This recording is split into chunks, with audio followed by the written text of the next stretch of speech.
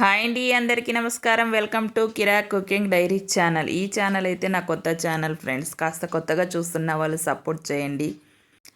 ఇక్కడైతే నేను హెల్దీగా గోధుమ పిండితో పిజ్జా అయితే చేస్తూ ఉన్నాను. టేస్ట్ అయితే సూపర్గా ఉంటుందన్నమాట. ఇవైతే చీజ్, పన్నీర్ అనమాట. పన్నీరు అలాగే కొంచెం పన్నీర్ని అయితే కట్ చేసి తురిమేసాను అనమాట. చూడండి, ఇలా తురిమేసాను. ఒక బౌలి తీసేసుకొని 1.5 కప్పు గోధుమపిండి అయితే వేసేసుకోండి. మీకు పిజ్జాలు ఎక్కువ కావాలనుకుంటే ఇదే కొలతతో మీరు డబల్ వేసుకోవచ్చు అనమాట. ఇక్కడైతే బటరు.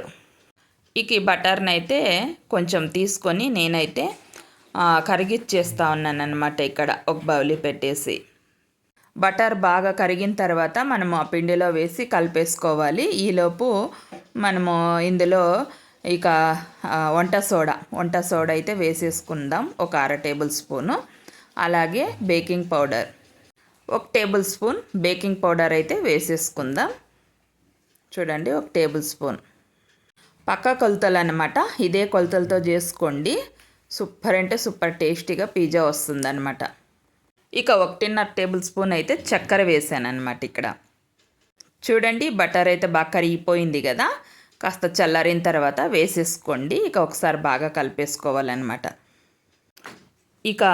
ఈ ప్రాసెస్ అయితే చిన్నపిల్లల నుంచి పెద్దవాళ్ళ వరకు ఈజీగా చేయొచ్చు అనమాట. నేనైతే ఈజీగానే నా వీడియోలో చూపించేస్తాను. ఇదైతే ఒక 2 టేబుల్ స్పూన్ పెరుగు అనమాట వేసేసుకోవాలి. వేసేసుకొని కొన్ని నీళ్లు వేసుకుంటూ చపాతీ కింద కాస్త పల్చాగల కలిపేసుకుంటే సరిపోతుంది. చూడండి, కొన్ని నీళ్ళు వేసుకుంటూ ఇలా కలిపేసుకోవాలన్నమాట. ఇప్పుడు చపాతీకి సేమ్ మనం కలుపుతాం కదా, అలా కాకుండా కాస్త అలా పల్చా కలిపేసుకొని కాసేపు అలా మూత పెట్టేయండి.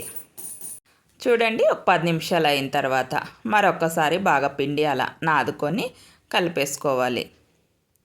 ఈ పిండితో గ్యాస్ మీద చేసుకోవాలనుకుంటే 2 పిజ్జాలు అయితే అవుతుంది అన్నమాట. నేనైతే చిన్నది మాది ఓవెన్ అయితే ఆ ఓవెన్లో అయితే చేస్తున్నాను. కొంచెమే తీసుకున్నాను అనమాట పిండి.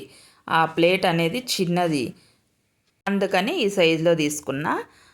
ఈ ప్లేట్కి అయితే కాస్త ఆయిల్ అలా అప్లై చేసుకోవాలన్నమాట. అప్లై చేసుకొని ఇలా చూడండి, పిండి అయితే ఇలా ఒత్తేసుకోవాలి. చూడండి, బాగా అంచులన్నీ ఇలా బాగా ఒకటే లెవెల్గా ఇలా ఒత్తేసుకొని మ్యాగీ స్పూన్ ఉంటుంది కదా, ఇలా మనమైతే ఇలా అన్నీ ఇలా ఘాట్లు పెట్టేసుకోవాలన్నమాట. చూడండి, ఇలా ఘాట్లు పెట్టేస్తే పిజ్జా అనేది బాగా మగ్గుతుందన్నమాట, ఉడుకుతుంది బాగా.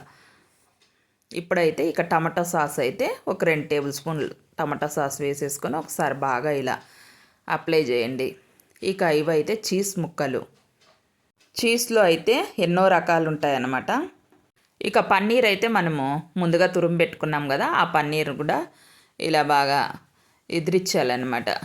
ఆ తర్వాత మనము చిన్న ఆనియన్స్ ముక్కలు అలాగే టమాటా ముక్కలు ఇలా బాగా అంతా ప్లేట్కి అంతా పెట్టేయాలి. ఆ తర్వాత మరీ చీజ్ అలా పెట్టేసి పన్నీర్ కూడా అలా జల్లించి పెట్టేసుకుంటే మనం ఇంట్లోనే చేసుకుంటున్నాం కాబట్టి బాగా ఎక్కువగా వేసుకోవచ్చు, టేస్ట్ బాగుంటుంది. చూడండి, ఇది చిన్న ఓవెన్ అనమాట మాది. మా అమ్మాయికి చాలా ఇంట్రెస్ట్ అనమాట. పిజ్జాలు ఇలా సమోసాలు ఇలాంటివన్నీ చాలా ఇష్టం మా అమ్మాయికి. అందుకనే మా అమ్మాయి కోసమే ఈ పిజ్జాలు చేయడానికి తెప్పించాం చిన్న ఓవెన్ అనమాట.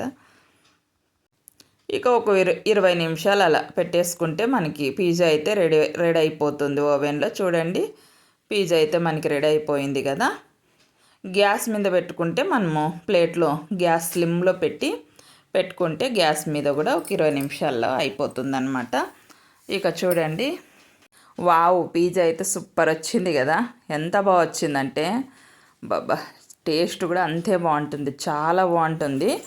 మీరు ట్రై చేయండి. ట్రై చేసి తినిన తర్వాత కామెంట్ చేయండి ఎలా వచ్చిందనేది. బాయ్ ఫ్రెండ్స్, లైక్ చేయండి.